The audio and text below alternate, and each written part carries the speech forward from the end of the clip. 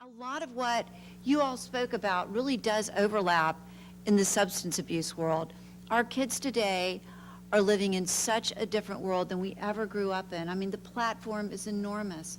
I mean, if you even think about bullying, there was a day where you had a kid who was mean, who bullied another kid, and a couple kids watching. And today with cyberbullying, the platform is infinite. It's everybody. Everybody knows about it.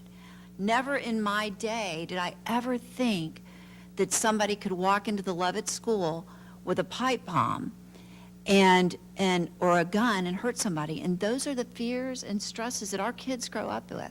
So it's a different world, and we don't even know what screens even do to change the brain. We know that they make computer programs to help us, like there's one out there that's supposed to help us baby boomers not get, dementia or Alzheimer's, and it's supposed to do this game and it's going to help your brain. So we know that screens can help change the way we think and how our brain and plasticity of the brain functions. What we don't know is the other ways that it's changing our kids' brains because they're starting out so young. So with substance abuse, one of the things that I get asked often, and my expertise is substance abuse and mental health. I'm also a person in long-term recovery, and what that means is that I haven't had a drink or a drug since February 24th, 1982. Yay. So what that also means is that I was young when I got into recovery. I wasn't 5, I was a little older, I was 21.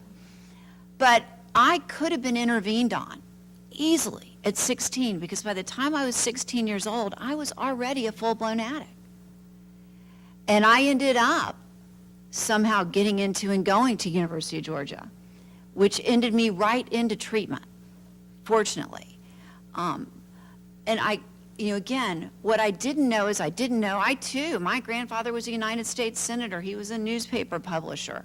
My uncle was the Latin American correspondent for the Huntley Brinkley Show. My dad was a very well-known professor over at Emory who taught archaeology, and I came from this great family. I went to some of the best private schools around. I got kicked out of one, which should have been a red flag, and ended up at another. And yet, I have this illness, this disease. My brain is different. So what I know, and what I love about what I do in my career in educating, is I know that the earlier we can intervene on people, the more lives we can save. Just like we did with breast cancer, there was a day when people wouldn't say the word. They wouldn't say the word cancer. They whispered about it. And women died and people died, and today we have screenings, we have pink ribbons, and we catch it early and people survive. So you cannot catch addiction too early. In fact, you can't intervene too early because it's an early young person's illness. Now, all the statistics I was able to find tell us that kids start using today anywhere between 11 and 14, but what I can tell you on the front lines out there in the real world is that the majority of the people I work with are starting at 8, 7, often with their family, often their parents' marijuana, their families drink. It's starting early. What we do know is that underage drinking accounts for somewhere between 11 to 20% of all of the sales in the alcohol market. So it's prevalent. Put all these up.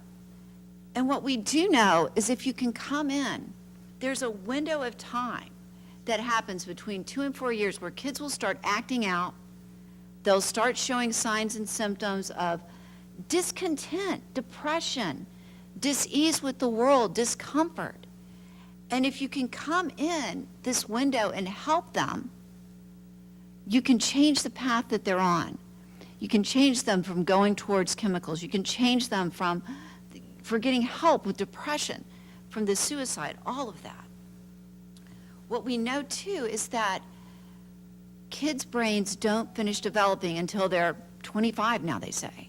And when you pour drugs and alcohol on top of an immature, undeveloped brain with all the hormones going on, with other stresses, other mental health issues, you cause just insult to these precious minds. And you can cause brain damage. The earlier we can step in and keep our kids from using drugs for the first time, from doing them, the better statistically it is, the lesser their chance of having a substance abuse disorder later in life. And that's important too. The other thing that Renee Unterman's spoken to that's so important is that we have the worst epidemic I have seen in my 35 years in working in this career. We have got our children dying in groves. We've got our baby boomers dying in groves. We have an opiate epidemic. We have at least 105 people a day, and I've seen statistics, I've heard statistics that go up as high as 170 a day of our loved ones dying of opiate overdoses. 60% of our kids, let me back up. The other thing is that 2,500 kids a day will use a prescription pill for the first time to get high. 2,500. 1 in 7 of those kids are under the age of 15. So if we wait till high school, it's too late. If we wait till junior high, it's too late. So what do we do? First we see if I can, okay, there we go. I've spent a lot of time trying to think about and figure out what makes it hard for parents to come in and understand and to take action. I've had parents sit in my office, and we know we in the mental health field, we've done a lot of things wrong. And one of the things that I think we've done wrong is we've really pathologized our parents, especially the mothers. Like, probably the worst word you can call a family member today is an enabler. And I'll have mothers come into my office, hands in their head, saying, I'm a terrible parent, I've enabled, and it's just wrong. Parents love their kids. No parent should ever lose their child before they, no parent should ever have to bury their child, ever. And yet, we have this drug epidemic, and often parents say, I didn't think it was that bad, or I didn't know what to do. And I think there are a lot of factors in it, but I also think part of what happens is that parents carry around this shame where they don't know, because of the stigma, that it's an illness, that it's a difference in brain chemistry, and they feel like if my child is addicted, I must have done something wrong. It must be my fault. And what I know is that everything that we do as loving human beings with hearts, when a person gets in distress, backfires when you have addiction or mental health issues there.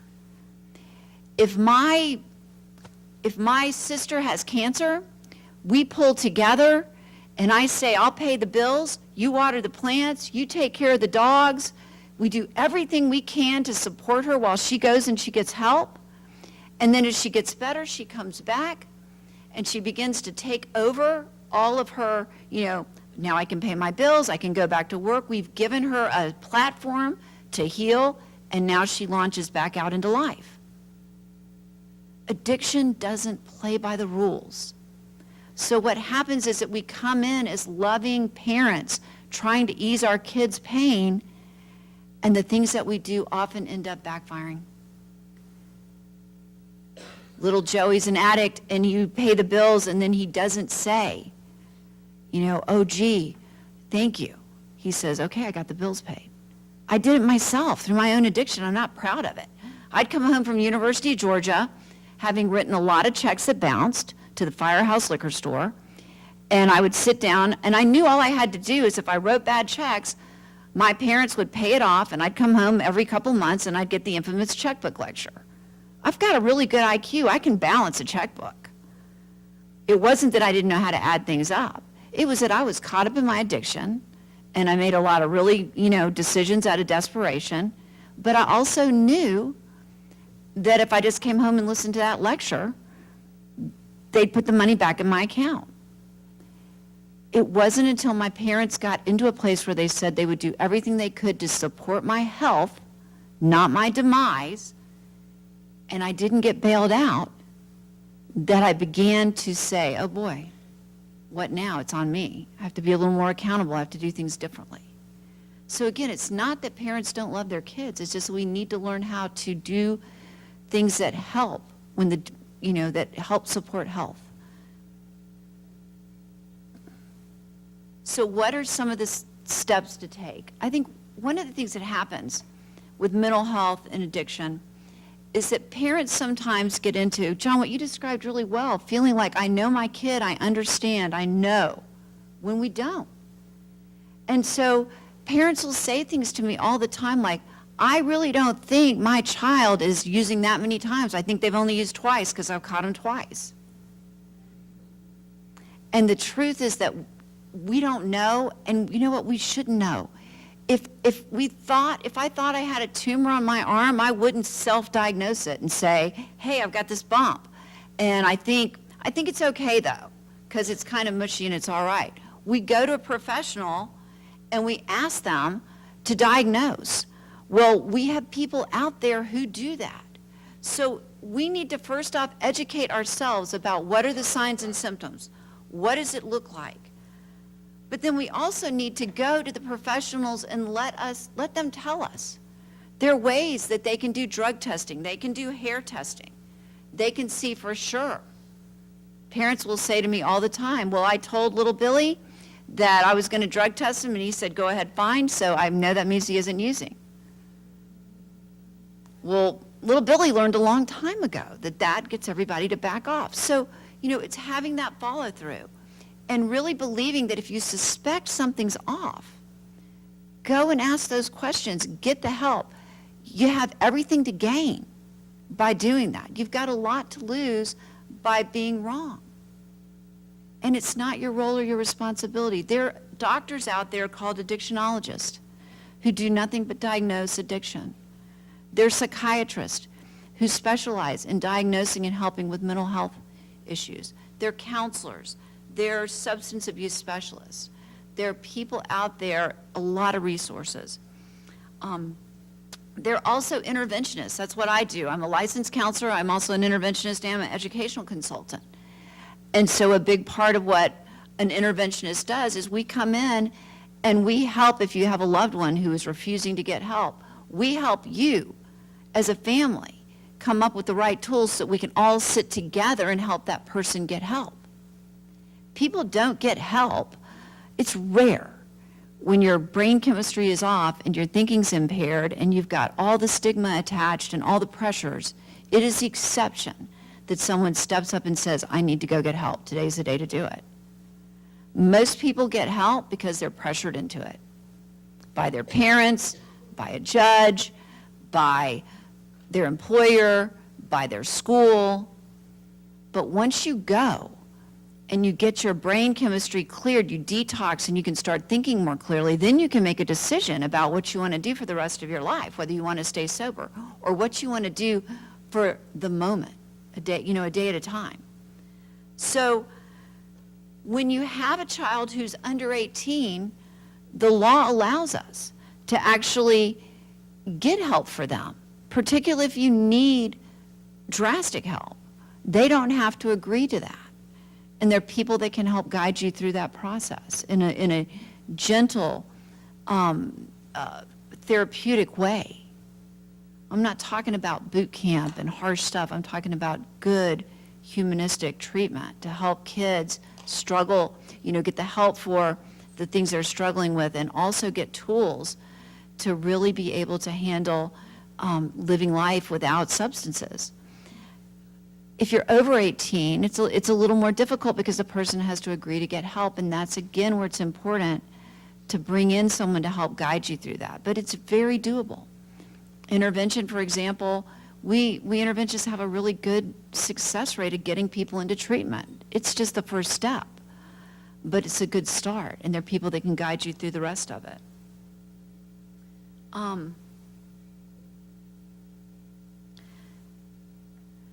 There are a lot of resources out there too. One of the things that we're working on with our legislation, there are a lot of bad players out there. So it's really hard sometimes for families because when you get on the internet, you're very vulnerable. There are a lot of facilities, there are a lot of people out there that don't give good advice. There are a lot of practices that don't have, in the midst of the worst opiate crisis we've ever had, there are actually people out there that are preying upon addicts and their families who are vulnerable and committing insurance fraud and patient brokering and all kinds of horrific things. So I have a special passion for that and feel extremely protective. And there are ways to navigate through that. Again, often by getting help, but there are articles out there. There's a lot of education that we're trying to get out to help people, help families know what to ask about looking for treatment, know what to ask about what's a good facility. So talk to me afterwards and I can help give you some of the, access to that information. The other thing is to help get support for yourselves, because it's very difficult as a parent. When you have anyone in your family who's got a substance use disorder, it changes everything in your life. Everything. Nothing's the same. And if you lose a family member, it's even worse. And many of us grow up with parents who have substance abuse disorder. So we've got alcoholic parents, we make it into adult life, and then the next thing we know, we're still dealing with it because our kids have got it too. And it's painful. And no one should have to do it alone. It's like having that team you talked about. Others who are there to help, others who've been through the process, others to help support. So we need to just continue to increase our awareness. We cannot close our eyes to this. We've got to accept the fact that it's happening. We have an epidemic. It's here in our county. It's in our places of worship. It's in our schools. It's rampant. I started out my career, the first 10 years of my career, I worked at a facility doing consultant work where they treated addicted physician pilots and attorneys. It's everywhere. And so it's also, in 2017, with the opiates, it's even more deadly than it was before. So we can't pretend it's not happening. And we need to also begin to talk to our kids about this at a young age. Help them know and understand that this is an illness, know what the signs and symptoms are, so that if they begin to get it or if they see it in their friends, they can reach out. They can say without shame, I think I have a problem, and know that it's not a disgrace to have this illness. To be able to say, I'm worried about my friend, and go to a trusted adult about that. We all need to also take a look at our own relationship with chemicals. We live in a very chemical permissive culture. We look at TV. I'm having a good time, but I'll have a better time if I have a beer. It'll make me cuter. It'll make me, have more fun. I'll have a better time. I'll be funnier. I have a headache. I'm going to take an extra strength, Tylenol. Let's take an extra strength. Like, more is better. There's a chemical answer to everything. One of my pet peeves is that there's a morning show at 10 o'clock in the morning, and every morning on this show, they sit and they have glasses of wine right there. There's nothing sexy or enticing about late-stage alcoholism, which is what happens when people have to drink in the morning. So now we've got to all look at our own relationship with chemicals. If I've got this illness and I don't want to address it, how can I speak to my kids about it? So, let me see what else. The other thing we need to do is we need to keep sharing. It's exactly what you talked about with suicide. The same thing with addiction. People don't talk about it, and yet 1 in 4 in this country have got a relative who's got substance use disorder. 1 in 4. So we have to begin to break the stigma by talking about what's happening in our families or with our loved ones or with ourselves so that we can get that support. I had a mom who was headed in to meet me for an intervention, and one of the biggest places she got comfort, her credit card had gotten a fraud alert because was flying in and had made a couple of charges, and she got on the phone with the woman at the credit card at Chase Bank, and she started crying. She said, I don't know, I'm sorry, I'm so stressed out, I'm going to do an intervention on my son, he's an addict. And the woman on the other end of the line started crying and said, so's my daughter, I'll be praying for you. And that was the first story she told me when we met. That little bit of support and connection from the stranger on the other end of the phone meant the world to her. So the other thing is, we've got to share the hope. In 2017, we know more about addiction than we've ever known. We know more about mental health issues than we've ever known. We know the specific parts of the brain. We've got evidence-based proven treatment. We have 23 million people in the United States that are in recovery. That's incredible. We have almost 200 universities that have collegiate recovery programs, which means they have a student body that supports people being in recovery.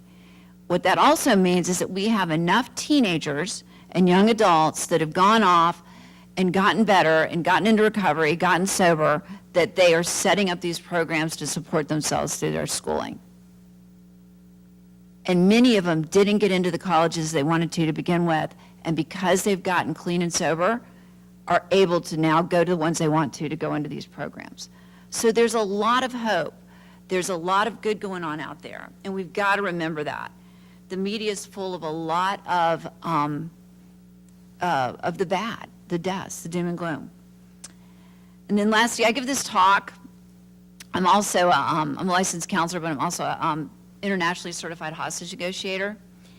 And so I gave a talk last spring on how I feel like our nation's been taken hostage by addiction, and that addiction is our biggest terrorist. And I came up with a little acronym during that talk, so I'm just going to share that with you. And these are some things I think we need to all look at and do.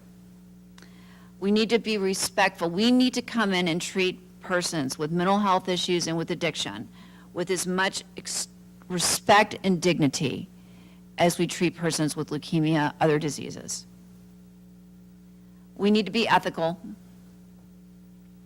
We need to break the stigma and speak out about addiction and mental health issues. It's the only way we can do it. And there was a day where I was so worried about being seen as a professional that when I'd get up at the podium, I didn't say I'm a person in recovery. So for me, it's been important for the last 5-7 years to do that, because this is what addiction looks like too. We need to be informed. We've got to learn everything we can. And we've got to be able to do this so we can educate ourselves and we can educate our children. We've got to support each other. And we've got to continue to keep offering treatment instead of punishment, and keep getting those budgets taken care of so we can have more brick and mortar treatment buildings. So anyway, thank you.